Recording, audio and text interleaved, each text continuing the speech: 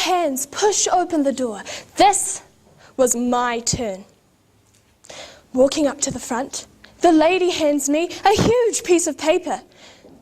It says, in plain English and gilded font, Ria Nagakkavurakan, citizen of New Zealand. I go to school and proudly tell my peers, hey guys, I'm a Kiwi now. They stare at me blankly and turn away. It hasn't changed anything. Ladies and gentlemen, I have lived here since I was 1. 8 years ago, I obtained my official citizenship.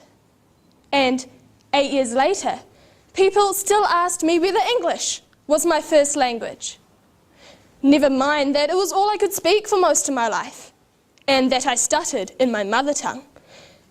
People still asked me where I was really from. A piece of paper couldn't fix that. What could? See you no strangers.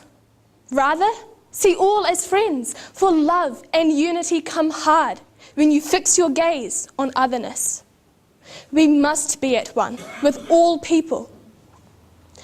I believe this statement means we should look past difference. Look past ourselves and our own situations. See the humanity common to all of us. When we do this, we can't help but act in love and unity. This doesn't always happen though. Racism still shadows New Zealand. In 2006, 56.8% of us were European, 8% Asian, 7.4% Maori, 4.6% Pacific Islander, and the rest other ethnicities.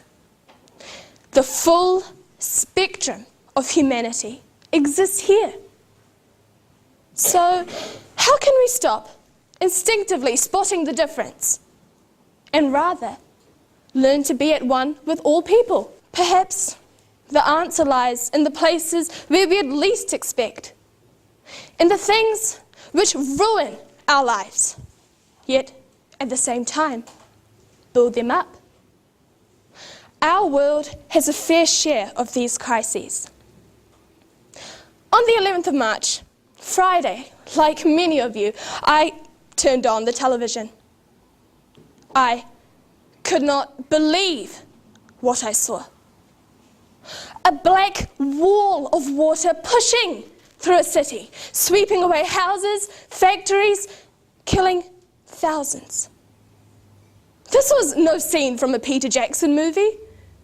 The energy released 8,000 times more powerful than the trembling of Christchurch. It was yet another blow to humanity. What else did we see? People from all over the globe suddenly taking their place in the human family, putting aside past grievances, risking their own lives to help. Even Aotearoa, in the recent wake of our own catastrophe, lent a hand. We felt Japan's pain and acted at once. People in harmony. It is awful to admit that it sometimes takes a disaster to bring out the best in us. But it shows we are capable of making a difference. What can we do to increase racial harmony in our own backyard? Well, maybe we're further along this road than we think. Let's look at Christchurch. Our Indian family friends have lived there for years, but never really knew their neighbours. A polite nod or a wave across the fence. The quake changed everything. Food, water, houses gone. All the people had now were each other. Dorothy Height, civil rights activist, once said, we have to realise we are all in the same boat.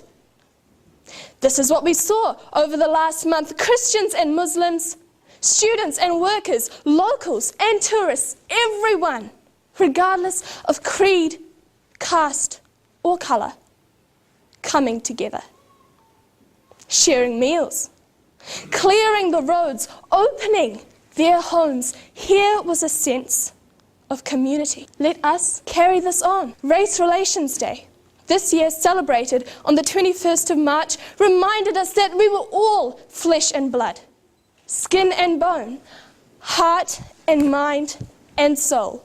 And, as Mahatma Gandhi said, all humanity is one undivided and indivisible family.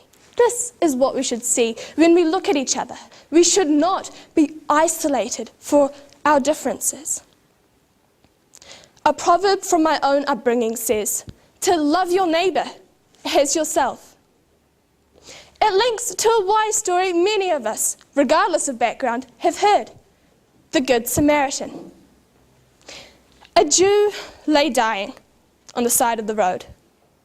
Jews and Samaritans did not associate, but one Samaritan saw that it was a human, like himself, suffering. And he crossed the road to help. Let us be the ones who do that. Don't wait for another catastrophe. Don't wait to cross that road. As Ralph Waldo Emerson said, you can never do a kindness too soon, for you will never know how soon it will be too late. I once hoped that a certificate would be some proof I belonged, but citizenship didn't mean I could just fit in. Attitudes had to change. People had to start looking past the exterior and see that we were more than part of one nation. We were part of one human race. Through adversity, we've seen ordinary people come together instinctively as one. Let us ensure the same spirit of unity continues. Thank you.